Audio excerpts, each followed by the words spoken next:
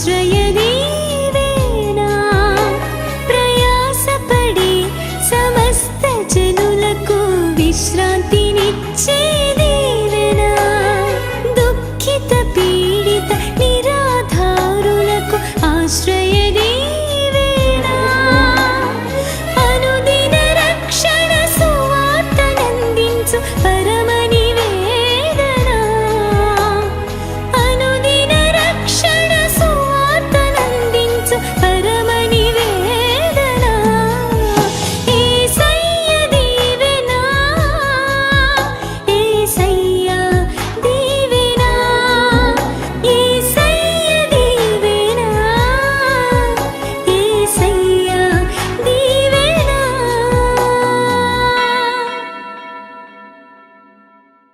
మారు మనసు పొందిన ముందు అలాగే మాట్లాడి, రక్షణ పొందిన తర్వాత కూడా నువ్వు అలాగే మాట్లాడితే ఇంకా నీవు నూతన సృష్టివి కాలేదు, నువ్వు ఇంకా క్రీస్తు నందున్న వ్యక్తివి కాదన్నమాట.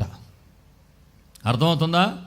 అందుకని రక్షణ పొందిన తర్వాత, మారు మనసు పొందిన తర్వాత బాగా గుర్తుపెట్టుకోండి, మన మాట సంపూర్ణంగా మారిపోవాలి. మన పిలుపులో అవతల వాడికి గౌరవం కలగాలి. మన పిలుపులో అవతల వాడికి ఏం కలగాలి? గౌరవం కలగాలి. అమ్మో దేవుని బిడ్డ పిలుస్తున్నాడు అనాలి. ఒక మాటలో చెప్పాలంటే నీలో అలాంటి గౌరవాన్ని ప్రజలు చూడాలి అని అంటే నీవు సంపూర్ణంగా యేసులాగా మారిపోవాలి. సంపూర్ణంగా యేసులాగా మారిపోవాలి. ఏమండి, మన ఇంటి దగ్గర మన చుట్టుపక్కల ఒక చిన్న క్రీస్తురా, ఒక చిన్న యేసుప్రభురా అని చెప్పాలి. స్తోత్రం చెప్పండి. కొంతమందిలో ఆ కక్షలు పావు, అసూయలు పావు, గొడవల తత్వాలు పావు, ఆ కోపాలు పావు, పంపుల దగ్గర అదే దెబ్బలాటలు, ఇంట్లో భార్యాభర్తలు అదే దెబ్బలాటలు, వీళ్ళ కేకలు వేసుకుంటే అపార్ట్మెంట్ అంతా మారుమోగిపోతుంది. వాళ్ళందరికీ తెలుసు. మళ్ళీ అరే ఈడు ఆదివారం వస్తే భార్యాభర్తలు ఇద్దరు బైబిల్ పెట్టుకుని చిలక గోరింకల్లాగా వెళ్ళిపోతారా గుడికి. నేను ఎవడెంబడిస్తాడు యేసు దగ్గరికి? నేను ఎవడెంబడించి వస్తాడు చెప్పు గుడికి? నీ మాటలో మార్పు రాకపోతే నీ పిలుపుకు ఎవడు లోబడతాడు? నీ స్వరంలో మార్పు రాకపోతే నీ పిలుపుకి ఎవరు లోబడతారు? కనుక ఆమె స్వరములో మార్పు వచ్చేసింది, ఆమె పిలుపులో మార్పు వచ్చేసింది. ఒకప్పుడు ఏం పిలిచిందో, ఎవరిని పిలిచిందో, దేనికి పిలిచిందో మనకు తెలియదు. కానీ ఇప్పుడైతే ప్రభువు కొరకు ప్రజలను పిలుస్తూ ఉంది. స్తోత్రం కలుగునుగాక. అలా మారిపోవాలి, అలా మారిపోవాలి, ఖచ్చితంగా మారిపోవాలి. మనమే సువార్తకు ఒక పత్రికలమైపోవాలి. స్తోత్రం చెప్పండి హల్లెలూయా. గట్టిగా చెప్పండి హల్లెలూయా. గట్టిగా చెప్పండి హల్లెలూయా. హల్లెలూయా. మరి యేసు కొరకు అనేకులను సంపాదించేవారిగా మన జీవితాలు మార్చబడాలి. ఖచ్చితంగా మారిపోవాలి, ఖచ్చితంగా మారిపోవాలి. ఒకప్పుడు దేనికి పిలిచిందో తెలియదు, ఇప్పుడైతే క్రీస్తు కొరకు పిలుస్తుంది, క్రీస్తు కొరకు ప్రజలను ఆయత్తపరుస్తుంది. స్తోత్రం కలుగునుగాక. మనం పిలుస్తుంటే అబ్బే చెప్పాలే. కొంతమంది జీవితాలు ఎలా ఉంటాయంటే, ఏ ఇంట్లో ఉన్నారో ఆ ఇంటోళ్ళతోనే మందు పార్టీకి వెళ్తారు కదా, ఆ ఇంటోళ్ళతోనే పాపానికి వెళ్తారు, ఆ ఇంటోళ్ళతోనే చెడుగు పనులు చేస్తారు, ఆ ఇంటోళ్ళతోనే భయంకరమైన కార్యాలు చేస్తారు. మా ఇంటోళ్ళకి గుడికి రండి అని చెప్తే, ఒరే నీ బతికేంటో నాకు తెలియదని అనరా? యేసులోకి వచ్చిన తర్వాత చచ్చిన అనుభవం. ఏ అనుభవం? గట్టిగా చెప్పండి. క్రీస్తుతో కూడా మనము సిలువ వేయబడి ఉన్నాము. ఆమేన్. జీవించున్నది నేను కాదు, క్రీస్తే నాయందు. అది బయటపడాలి, అది బయటపడాలి ఖచ్చితంగా. లోకంలో ఆ యొక్క జీవితాన్ని కనపరచాలి మన లోకంలో. ఒకసారి ఒక భక్తుడు, అద్భుతమైన ప్రసంగికుడు, ముందు జీవితం అంతా వ్యభిచారం వ్యభిచారం వ్యభిచారం వ్యభిచారంతో జీవించి జీవించి జీవించి ఒకరోజు దేవుని స్వరాన్ని విని వ్యభిచారం అంతా మానేసి అద్భుతమైన స్వార్థికుడిగా మారిపోయి ఊర్లు వెళ్తుంటే ప్రజలు మారిపోయే రీతిగా దేవుడు ఆయన బలపరిచాడు, వాడుకుంటున్నాడు. ఒకరోజు ఒక స్టేజ్ మీద నిలబడి ప్రసంగం చేస్తాడంట. ప్రసంగం చేస్తుంటే ముందు లైన్లో కూర్చుందంట ఒక ఆవిడ ఎవర్రా అంటే ముందు కాలంలో ఈయనతో పాపం చేసిన ఆవిడ. అక్కడ కూర్చుని సైకిల్ చేస్తుందంటే హలో హలో నేను నేను అంటుందట. ఆ ముందు ప్రసంగం చేస్తుంటే నేను గుర్తులేనా పలానా చోట పలానప్పుడు చెప్పడానికి ప్రయత్నం చేస్తాను. వెంటనే దైవజనుడు వాక్యం అని, నువ్వంటున్నావే నేను కాదు, ఆయన ఎప్పుడో చచ్చిపోయాడు, నేను కొత్త వ్యక్తిని అని చెప్పాడట. స్తోత్రం కలుగును గాక. నాలో ఉన్న పాత వ్యక్తి ఇప్పుడు లేడు, బ్రతికిలేడు. నేను పాత వ్యక్తిని అనుకుంటున్నట్టున్నావు. ఎప్పుడో చచ్చిపోయాడు పాత వ్యక్తి. నేను పాత వ్యక్తిని కాదు, ఇప్పుడు నూతన పరచబడిన వ్యక్తిని. ఇదిగో నేను నూతన సృష్టిని. పాతవి గతించిపోయాయి, నా జీవితంలో సమస్తమును క్రొత్తవైపోయాయి. స్తోత్రం కలుగును గాక. హల్లెలూయా. కాబట్టి ఇంతకుముందు పాపం కొరకు పిలిచింది, ఇప్పుడు ప్రభువు కొరకు పిలుస్తుంది. 4 మాటలు చెప్పండి. ఒకటి, గట్టిగా చెప్పండి. ఒకటి, యాకోబు బావిలో నీళ్ల సంగతి మర్చిపోయింది, యేసు నోటి మాటలతో హృదయాన్ని నింపుకుంది. 2, ఆ స్త్రీ తన పాత్రను విడిచిపెట్టింది, తానే ఒక పాత్రగా మారిపోయింది. 3, ఇంటికి వెళ్ళడం మానేసింది, ఊరిలోనికి వెళ్ళింది. 4, ఇంతకుముందు పాపము కొరకు పిలిచింది, ఇప్పుడు యేసు కొరకు పిలుస్తుంది. స్తోత్రం కలుగును గాక. 5వ మాట, అపరాధ భావం పోయింది, ఆనంద భావం కలిగింది. చెప్పండి. అపరాధ భావం పోయింది, ఆనంద భావం కలిగింది. ఒకప్పుడు ఆమె జీవితం ఏంటంటే అపరాధం. నేను పాపంలో ఉన్న వ్యక్తిని. అరే ఇప్పుడు ఏసే మాట్లాడినంత మాత్రం నేను ఊర్లోకి వెళ్ళిపోయి చెప్తే, పనికి మళ్ళీ నేను అవతలకి వెళ్ళా, నీ సంగతి మాకు తెలియదు అని అనరా జనం. ఇప్పుడు ఆ పాపపు భీతి లేకపోతే పాపాన్ని గురించిన భయం ఆమెలో లేదు. అపరాధ భావం పోయింది. ఎప్పుడైతే యేసయ్య మనలోనికి వస్తాడో మునుపు చేసిన పాపములను ఎన్నడూ కూడా జ్ఞాపకమునకు తీసుకోడు. స్తోత్రం చెప్పడం సరి గట్టిగా. యేసయ్య ఎప్పుడు వస్తాడో మరలా చెప్తున్నాను, మనము నూతన సృష్టి. పాతవన్నీ కూడా ఖచ్చితంగా గతించిపోతాయి. అందుకని యేసు వచ్చినప్పుడు మనలో ఉన్న అపరాధ భావం అంతా పోతుంది. ఆనంద భావముతో దేవునిని ఆరాధన చేస్తాము. స్తోత్రం కలుగును గాక. ఇంకా ఎవరైనా సరే ఆరాధన చేసి, అబ్బాయి నేను తప్పు చేస్తున్నాను, నేను పాపం చేస్తున్నాను, అపరాధ భావం ఉందంటే మీలో ఏమున్నట్టు? అపరాధం ఉన్నట్టు. మీలో ఇంకా విడిచిపెట్టిన పాపాలేవో మీలో పని చేస్తున్నట్టు. నిజంగా యేసు ప్రభులోకి వచ్చి తమ పాపాలన్నీ విడిచిపెట్టిన వాడు స్వతంత్రుడిగా బ్రతుకుతాడు, స్వతంత్రుడిగా జీవిస్తాడు. ఇక అతను మాట్లాడడానికి కానీ, ప్రార్థన చేయడానికి కానీ, ఆరాధించడానికి కానీ, క్రీస్తులో నడవడానికి కానీ, క్రీస్తు కొరకు జీవించడానికి కానీ ఎక్కడ వెనకడుగు వెయ్యడు. స్వతంత్రంగా దేవుని స్తుతిస్తాడు.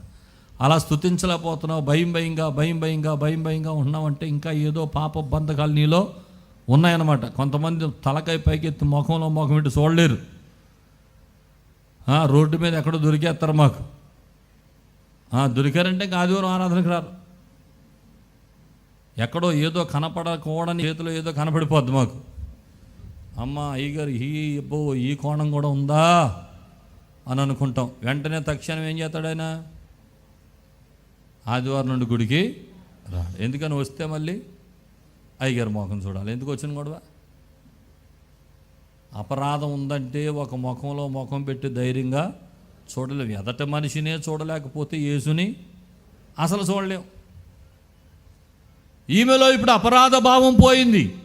ఆమె చేసిన పాపములన్నీ యేసు ద్వారా క్షమించబడ్డాయన్న నిర్ధారణలోనికి, నిజమైన విశ్వాసంలోనికి ఆమె వచ్చి, యేసు ద్వారా నేను నూతనపరచబడ్డాను, ఇక పాతవి గతించిపోయాయి, సమస్తమును నూతనపరచబడ్డాయి అన్న అనుభవంలోనికి వచ్చేసింది. కనుక సంతోషంగా సువార్త ప్రకటించడానికి వెళ్ళిపోయింది. స్తోత్రం చెప్పండి. అలాంటి ఆనంద భావంతో ఉండాలి మనం. అలాంటి ఆనంద భావంతో ఉండాలి. అపరాధ భావం మనలో నుండి తొలగిపోవాలి. సంపూర్ణంగా క్రీస్తు కొరకు సాక్షులమైపోవాలి. క్రీస్తు కొరకు యథార్థమైన జీవితాన్ని మనం జీవించే వారమై ఉండాలి. స్తోత్రం కలుగును గాక. గట్టిగా చెప్పండి హల్లెలూయా. బిగ్గరగా చెప్పండి హల్లెలూయా. చెప్పండి. అపరాధ భావం పోయింది, ఆనంద భావం కలిగింది. ఎప్పుడైతే క్రీస్తు నందు ఉంటామో మనలో కూడా జరిగే ప్రక్రియ అదే. అపరాధ భావం ఇంకా మనల్ని వెంటాడదాం. అపరాధ భావం ఇంకా మనలో ఉండదు. తప్పు చేశామనే ఆలోచనే మనలో ఉండదు. ఖచ్చితంగా స్వతంత్రులమైపోతాం. ఒక హృదయమంతా నిర్మలమైన హృదయంతో మార్చబడి ఆనంద భావముతో దేవుని ఆరాధన చేయగలుగుతాం. ఒకవేళ అలా లేకపోతే ఇంకా ఎక్కడో నీలో ఒక గిల్టీనెస్, ఇంకా ఎక్కడో నీలో తప్పు చేస్తున్నాననేటువంటి కోణం నీలో నిన్ను పీకుతా ఉంటే ఖచ్చితంగా గమనించు, నువ్వు ఇంకా క్రీస్తు నందు ఉన్న వ్యక్తివి కాలేదన్నమాట. క్రీస్తులోనికి వచ్చేయాలి. ఈరోజు ఎవడైనానో క్రీస్తు నందున్న ఎడల వాడు నూతన సృష్టి, పాతవి గతించెను, సమస్తమును నూతనమైపోతాయి. దేవునికి స్తోత్రం కలుగును గాక. చెక్ చేసుకోండి ఒకసారి, నేను నూతన పరచబడిన వ్యక్తినేనా? నేను నూతన పరచబడిన వ్యక్తినేనా? ఈ మాట చదువుతున్నప్పుడు చాలా సాక్ష్యాలు గుర్తొస్తాయి. అందులో మన బిషప్ అయ్య గారి సాక్ష్యం. యేసు ప్రభువుని తెలియకముందు ఎక్కడైనా కోటాలు జరుగుతుంటే కుర్రోళ్ళు తీసుకెళ్ళి హల్లేలూయా అని చెప్తుంటే గోయిందాన్ని కేకలు పెట్టించి, డ్రమ్ములు పగలగొట్టి, లైట్లు పగలగొట్టి, రికార్డింగ్ డ్యాన్సులు వేసి, దొంగతనాలు చేసి, సినిమాలకి తిరిగి, అల్లరి పనులు చేసి ఎంతో రోత జీవితాన్ని జీవించిన తన జీవితంలో ఒక్కసారి దేవుని స్వరం వినపడ్డాక ప్రభువులోకి వచ్చి వస్త్రహీనత, నిందలు, బాధలు, కష్టాలు, దెబ్బలు, ఆహారం లేని పరిస్థితి ఇవన్నీ అనుభవించి, ఏమండి అలాంటి పరిస్థితుల్లో కూడా మళ్ళా లోకం వైపు ఒక్కసారి కూడా చూడలేదు. ఎందుకో తెలుసా? క్రీస్తునందు ఉన్న ఎడల నూతన సృష్టి. ప్రభువులోకి వచ్చేసాం, మళ్ళీ వెను తిరిగి చూడకూడదు. పాతవి గతించిపోయి మన జీవితంలో సమస్తమును క్రొత్తవైపోయినాయి. మన నూతన పరచబడిన వ్యక్తులము. మరలా లోకం వైపు, పాపం వైపు చూడకూడదు అనేటువంటి ఒక చక్కటి సంకల్పముతో నూతన సృష్టిగా తీర్చిదిద్దబడ్డారు. అందుకే ఈ రోజున అనేక మంది జనములకు తండ్రిగా దేవుడు వారిని ఆశీర్వదించారు. చప్పడు కొట్టి ప్రభువుని కనపరచండి. కనుక దేవుని సేవకునిగా చెప్తున్నాను, మన జీవితం ఎన్ని పరిస్థితులు వచ్చినా నూతన సృష్టి అయిపోయాం. పాతవి గతించిపోయినాయి. అపరాధ భావాలు తొలగిపోవాలి. ఆనంద భావాలతో దేవునిని ఆరాధించే వారం అయిపోవాలి. దేవునికి స్తోత్రం. చెప్పండి త్వరగా ఒకటో మాట. యాకోబు బావిలో నీళ్ల సంగతి మర్చిపోయింది. యేసు నోటి మాటలతో హృదయాన్ని నింపుకుంది. 2, తన పాత్రను విడిచిపెట్టింది, తానే ఒక పాత్రగా మారిపోయింది. 3, ఇంటికి వెళ్ళడం మానేసింది, ఊర్లోనికి వెళ్ళింది. 4, ముందు పాపము కొరకు పిలిచింది, ఇప్పుడు ప్రభు కొరకు పిలుస్తుంది. 4, 5, అపరాధ భావం పోయింది, ఆనంద భావం వచ్చింది. స్తోత్రం కలుగునుగాక. 6వ మాట, సమాజము చూడకుండా బ్రతకాలనుకుంది, కానీ ఒక సంఘాన్నే స్థాపించింది. స్తోత్రం కలుగునుగాక. ఆమె జీవితం ఎలాంటిదంటే, ఎవరికి ముందైనా కనపడితే సిగ్గుచేటు. 5 భర్తలు ఉన్నారంట్రా, పనికి మాలింది అని అంటే నిలబడలేదు. ఎవరి ముందు నిలబడలేదు. సమాజం ముందు తలెత్తుకుని నిలబడలేని ఆ స్త్రీ ఇప్పుడు ఎలా మారిపోయిందంటే ఒక సంఘాన్నే కట్టేసింది. దేవునికి స్తోత్రం. సంఘాన్ని కట్టడం అంటే గోడలతో కట్టిన మందిరాన్ని కట్టిందని కాదు, అనేకులను క్రీస్తు దగ్గరకు నడిపించింది. యోహాను సువార్త 4:30 వారు ఊరిలో నుండి బయలుదేరి ఆయన యొద్దకు వచ్చుచుండిరి. ఎవరండి? ఊళ్ళో వాళ్ళందరూ ఎవరి దగ్గరికి వచ్చేస్తున్నారంట? యేసు దగ్గరికి ఎందుకు వస్తున్నారు? కారణం ఎవరు చెప్పండి? వారందరూ యేసు దగ్గర రావడానికి కారకులు ఎవరు? ఎంతమంది సంఘాన్ని గ్యాదర్ చేసిందో చూడండి. స్తోత్రం కలుగును గాక. చెప్పండి హల్లెలూయా. ఆమె క్రియలు చూస్తే ఎవరు గుడికిరారు. ఆమె పాత జీవితం చూస్తే ఆమె వెనకాల ఎవరు యేసు దగ్గరికి రారు. ఎప్పుడైతే నూతన సృష్టిగా మార్చబడిందో అప్పుడు ఆమెను చూచి యేసు దగ్గర రావడం ప్రారంభించారు. ఆమెను చెప్పండి ఆమేన్. ఈరోజు నేను ఏమన్నాడు, సువార్త చేయాల్సిన బాధ్యత అందరి మీద ఉంది, అందరికీ భారం ఉంది. అందరూ అనుకుంటారు నా ద్వారా ఒక్కళ్ళైనా గుడికి వస్తే బాగుండు, ఒక కుటుంబాన్నైనా రక్షిస్తే బాగుండు, నా ద్వారా వాళ్ళని నడిపిద్దాం, వీళ్ళని నడిపిద్దామని. అది నేను ఏమంటానంటే, మైకులో చెప్పే ప్రసంగాల ద్వారా ఎవరు మారరు. మైకులో చెప్పే ప్రసంగాలు కాదు ఎదుటి వ్యక్తిని మార్చేవి. మన జీవితమే ఒక సువార్త కరపత్రం అయితేనే ఎదుటి వ్యక్తులు మన ద్వారా మార్పు చెందుతారు. స్తోత్రం చెప్పండి. మనం ఒక సువార్త అయిపోవాలి. ఆమేన్. మత్తయి సువార్త, మార్కు సువార్త, చెప్పండి, లోకా సువార్త, యోహాను సువార్త, ఆ తర్వాత జ్యోతిరాజు సువార్త రావాలి, ఆ తర్వాత మీ పేరుతో సువార్త ఉండాలి. స్తోత్రం చెప్పండి. ఒక పత్రికగా మారిపోవాలి. మనం క్రీస్తు వశమైపోవాలి. ఆమేన్ చెప్పండి. క్రీస్తు కొరకైన ఒక వ్యక్తులంగా మార్పు చెందాలి. ఆమేన్ చెప్పండి. అలా మార్పు లేకుండా, మనలో ఒక సరి అయిన జీవితం లేకుండా ఎవరిని మార్చలేము. ఖచ్చితంగా ప్రభు కొరకైన సాక్షులుగా మనం బ్రతకాలి అని అంటే మొదట మనము మారాలి. మన మార్పే ఇతరుల అనేకులను మార్పుకు అది కారణమవుతుంది. స్తోత్రం కలుగును గాక. చెప్పండి హల్లెలూయా. హల్లెలూయా. అసలు ఏ సువార్తతోనూ పని లేకుండానే మన మార్పు అనేకులు మార్చేస్తుంది. పేతురు పత్రికలు అంటాడు, స్త్రీలు వాక్యంతో పని లేకుండా తమ భర్తను మార్చేయచ్చు అంటే ఎలాగా? తమ పవిత్రమైన ప్రవర్తన ద్వారాట. స్తోత్రం కలుగును గాక. ప్రవర్తన మారితే భర్తలు మారిపోతారు. ఆమెను చెప్పండి, గట్టిగా చెప్పండి. తాగొచ్చినోడిని చీపురు కట్టేట్టు కొట్టేస్తే మారడం. మొదట మీ ప్రవర్తనలో సరి అయిన మార్పు కనపడితే వారి ప్రవర్తనలో మార్పులు కనపడతాయి. ఆమెను చెప్పండి. ఎంత చేసినా, ఎంత శోధించినా, ఎంత విసిగించినా మీరు పవిత్రంగా, పరిశుద్ధంగా, యథార్థంగా, ఓపికతో సత్యాన్ని ప్రకటించేవారుగా నిలబడితే మిమ్మల్ని చూచిన వారు మారకుండా ఉండరు. ఎంత కఠినాత్మలు గుండెలైనా యేసు దగ్గరకు వచ్చేస్తాయి. స్తోత్రం కలుగును గాక. మరలా చెప్తున్నాను, మనమే ఒక పత్రికగా మారిపోవాలి. మనల్ని చదివిన వారు యేసు దగ్గరికి వచ్చేయాలి. యేసు అంటే ఇదిరా, ఇతని జీవితం ఒకప్పుడేంటి, ఇప్పుడు ఇలా మారిపోయాడంటే కారణం ఏంటి? నేను కూడా మారిపోతాను యేసు దగ్గరికి వెళ్తే. వెళ్ళిపోదాం, అక్కడే మార్గం. ఒకప్పుడు నా కళ్ళు ముందు ఎంత తాగేసి డ్రైనేజీల్లో పడిపోయాడు వ్యక్తి, అలాంటి వాడు ఇప్పుడు వెళ్ళిపోయి ఎంత సంతోషంగా ఉంటున్నాడు. నేనెందుకు మారలేను తాగుడు? అతను నమ్మిన యేసు దగ్గరికి వెళ్తే నేను కూడా మారిపోతాను. వచ్చేయాలి నీ జీవితం చూసి ప్రభు దగ్గరికి. స్తోత్రం కలుగును గాక. చెప్పండి హల్లెలూయా. బిగ్గరగా చెప్పండి హల్లెలూయా. నేను చెప్తాను ఒక సాక్ష్యం, చాలాసార్లు చెప్పుకుంటాను, మరలా ఒకసారి చెప్తాను. ఒకసారి ఒక ఊరికి వర్తమానికునిగా పిలువబడ్డాను. ఒక చిన్న గ్రామం వెళ్ళాను.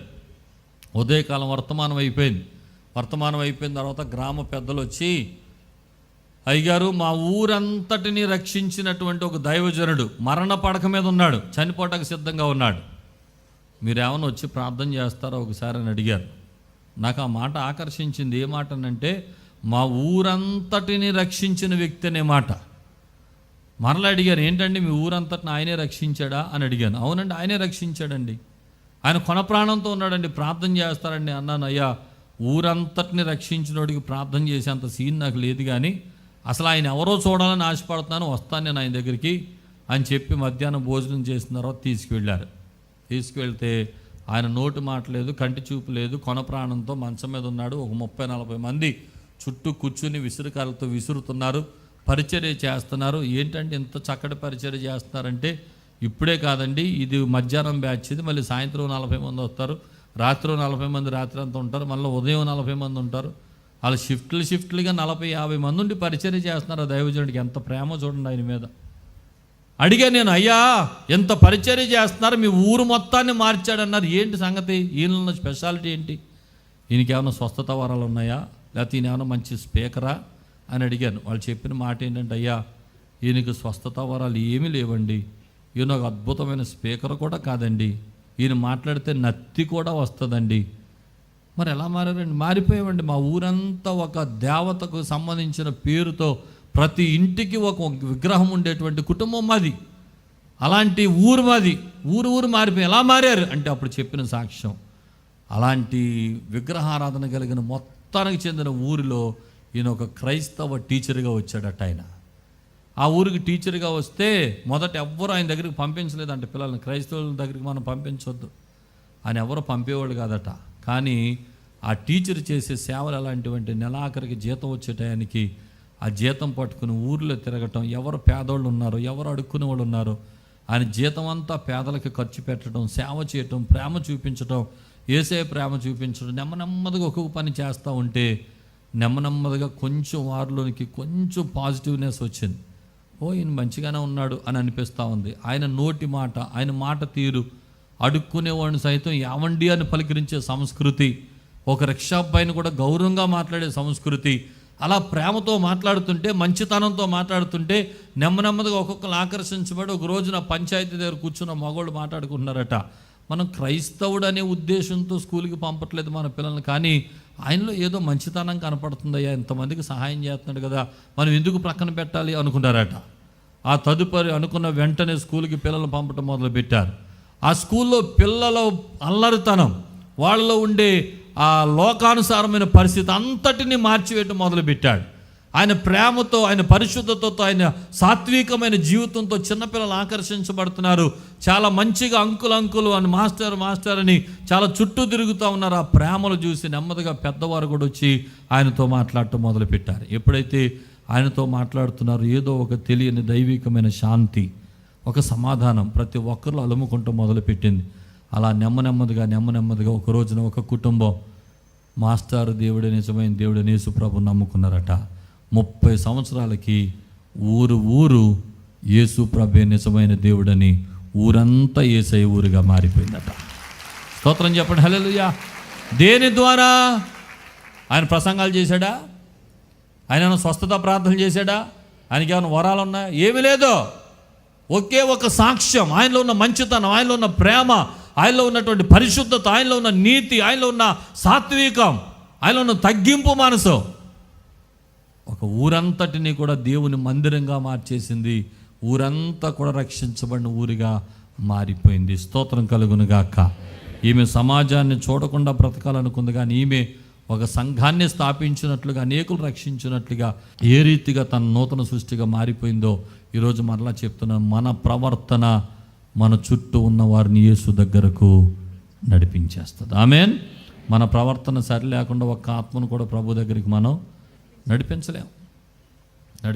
మన సాత్వికం అనేక మందిని యేసు దగ్గర తీసుకొస్తుంది. మన తగ్గింపు అనేక మందిని యేసు దగ్గర తీసుకొస్తుంది. మన పరిశుద్ధత అనేక మందిని యేసు దగ్గర తీసుకొస్తుంది. కనుక నూతన సృష్టిగా మార్చబడ్డావా? నీ తలంపులు, నీ క్రియలు, నీ మాటలు, నీ ఆలోచనలు, నీ చూపు, నీ ప్రవర్తన ఒక నూతనమైన ఆ క్రీస్తు స్వారూప్యంలోనికి మార్చబడ్డాయా? మార్చబడకుండా నీ ద్వారా ఏది సాధ్యము కాదు.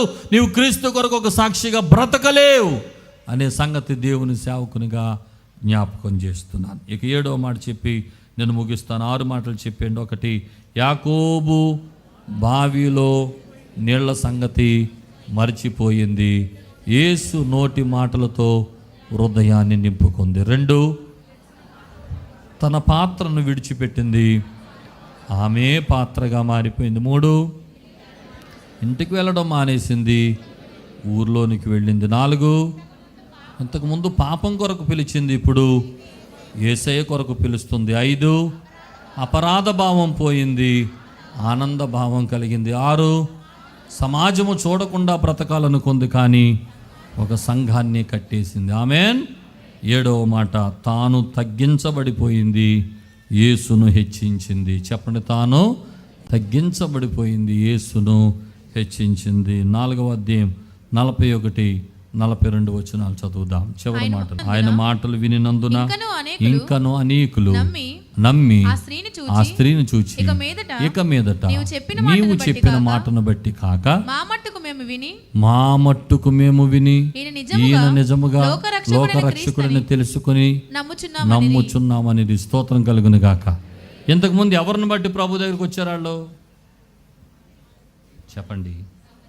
సమరయ స్త్రీ మాటను బట్టి ప్రభు దగ్గరికి వచ్చారు. ఇప్పుడు ఏమన్నారు తెలుసమ్మా? ఇదివరకు నీ మాటను బట్టి మేము ప్రభువుని నమ్మాం, ఇప్పుడు నీ మాట కాదు. ఎవరి మాటను బట్టి? ఆయన మాటలు విన్న తర్వాత ఆయన లోకరక్షకుడిని మేము తెలుసుకున్నాం. అలా మాట్లాడతారేంటి? మిమ్మల్ని తీసుకొచ్చింది ఎవరు? నేను కదా, నా వెనకాల తిరగాలి కదా మీరు, ఆయనే తిరిగిపోతారేంటి? అందా ఆమె తగ్గించబడింది, యేసు నామం హెచ్చించబడింది. స్తోత్రం చెప్పండి, హల్లెలూయా. ఎంతమందిని రక్షించినా, ఎన్ని ఆత్మలు రక్షించినా మనం కింద ఉండాలి, యేసయ్య పైన ఉండాలి. ఆమేన్ చెప్పండి, గట్టిగా చెప్పండి. కొంతమంది తీసుకురారగా ఒక్క ఆత్మను తీసుకొచ్చి వాళ్ళు రక్షించబడిన తర్వాత, రేయ్ నిన్ను రక్షించింది నేనే, గుర్తుపెట్టుకో, మా ఇంట్లో కూరగాయలు నువ్వే తేవాలి, మా ఇంట్లో పనులన్నీ నువ్వే చేయాలి, మాకు ఏ పని ఉంటే ఆ పని నువ్వే చేయాలని తెగ తిప్పేస్తారని పట్టుకుని, మళ్ళీ ఆడు క్రీస్తు ప్రభువుని వదిలిపెట్టి లోకంలో కలిసిపోయే వరకు పీకేస్తారని పట్టుకుని. యేసు ప్రభులోకి నడిపించిన తర్వాత మన ఇన్ఫ్లుయెన్స్ ఏమి ఉండకూడదు. నక్షత్రం ఎక్కడి వరకు వచ్చింది జ్ఞానులకు చూపించడానికి? యేసు ఉన్న ఇంటి వరకు వచ్చి నక్షత్రం వెళ్ళిపోయింది. నక్షత్రం పని ఏంటంటే యేసు ఉన్న ఇల్లు చూపించడం వరకే. ఆ తర్వాత వాళ్ళు పూజ చేసుకుంటారు. దేవునికి స్తోత్రం కలుగును గాక. ఇక మన ఇన్ఫ్లుయెన్స్ ప్రజల మీద ఉండకూడదు. ఈమె కూడా నడిపించడం వరకే చేసింది. ఇప్పుడు వాళ్ళు ఏమంటున్నారు తెలుసా? ఇదిగో ఒకప్పుడు నీ మాటను బట్టి మేము నమ్మాం, కానీ ఇప్పుడు నీ మాట కాదు, మేము స్వయంగా ఆయన మాటలు విన్నాం, ఆయన మాటలు నమ్మాం, ఇప్పుడు ఆయన యందు విశ్వాసం ఉంచుతున్నాం. అందరూ కలిసి దేవుని స్తుతించారు. స్తోత్రం కలుగును గాక. చెప్పండి హల్లెలూయా. మనము తగ్గాలి, ఆయన హెచ్చాలి. చెప్పండి, మనము తగ్గాలి, మనము ఎంతైనా తగ్గించబడాలి. ఆయన ఎంతైనా హెచ్చించబడాలి. స్తోత్రం కలుగును గాక. చెప్పండి హల్లెలూయా. కాబట్టి ఈ మాటలన్నీ కూడా నూతన సృష్టిగా మార్చబడిన వారి జీవితంలో ఉండాల్సిన అనుభవాలు. నూతన సృష్టిగా మారిపోతే నువ్వు నీ కోసం కాదు, నువ్వు దేశం కోసం, నీ ఊరు కోసం, నీ ప్రజల కోసం, నీ యొక్క నశించుచున్న ఆత్మల కోసం మారిపోతావు. నువ్వు అలా మారిపోవాలి. వీళ్ళు ఇంకా అలా మారకపోతే ఒక ప్రార్థన చేసి, ప్రభువా ఇక నుండి నా జీవితాన్ని నూతన సృష్టిగా మార్చుకుంటాను, పాతవన్నీ విడిచిపెడతాను, నూతన వ్యక్తిగా నేను మార్చబడతాను అని ఒక ప్రార్థన చేసుకొని దేవునికి మనం అప్పగించుకుందాం. ఒకసారి లేచి నిలబడండి. లేచి నిలబడి మన 2 చేతులు పైకెత్తి స్వరం తెరిచి ఒక మారు బిగ్గరగా ప్రార్థన చేయండి. ప్రభువా ఇంకా ఎక్కడైనా పాతవి నాలో కనపడుతున్నాయేమో, నన్ను నేను పరీక్షించుకుంటూ వాటిని ఒప్పుకుని విడిచిపెడుతున్నానయ్యా. ప్రభువా నువ్వు వాడుకుంటానికి అర్హమైన పాత్రగా నన్ను మలచండి నాయనా.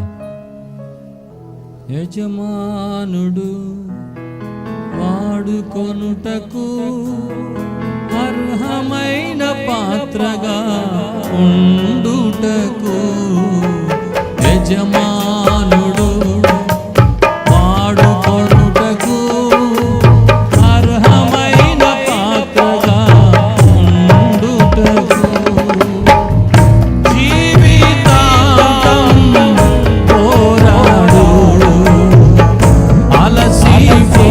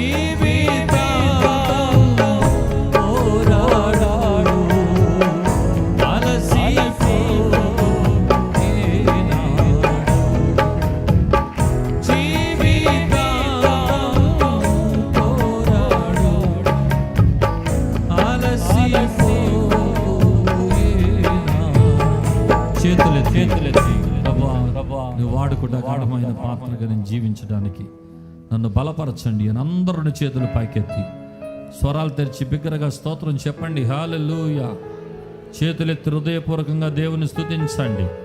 ఘనమైన దేవుని సన్నిధిని ఆరాధన చేయండి. ప్రభు నీకు వందనాలయ్యా, వందనాలు తండ్రి, వందనాలు తండ్రి, వందనాలు తండ్రి. నీ కొరకు అర్హమైన పాత్రగా నన్ను చేయండి ప్రభువా. నా జీవితంలో పాతవి గతించి సమస్తమును నూతన పరచబడినట్లుగా ఇంకా నన్ను నీకు ఇష్టమైన పాత్రగా మలచండి, మలచండి. ప్రభు నీకు స్తోత్రాలు.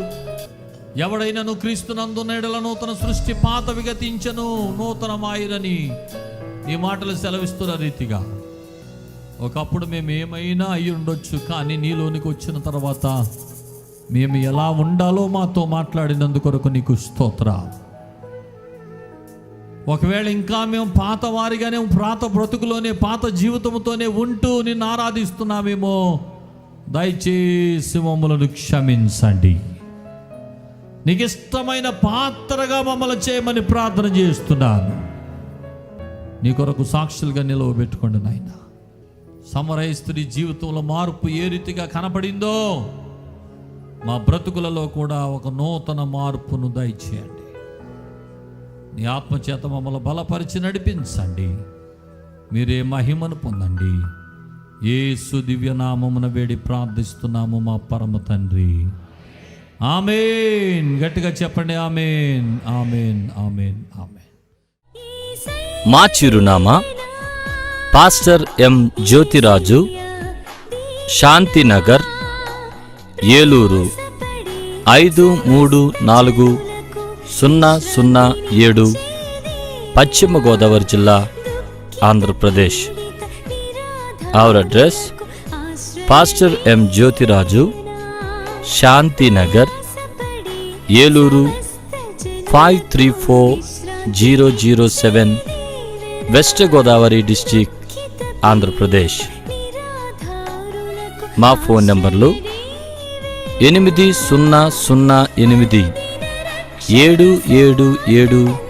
777 మరియు 8008 777 444.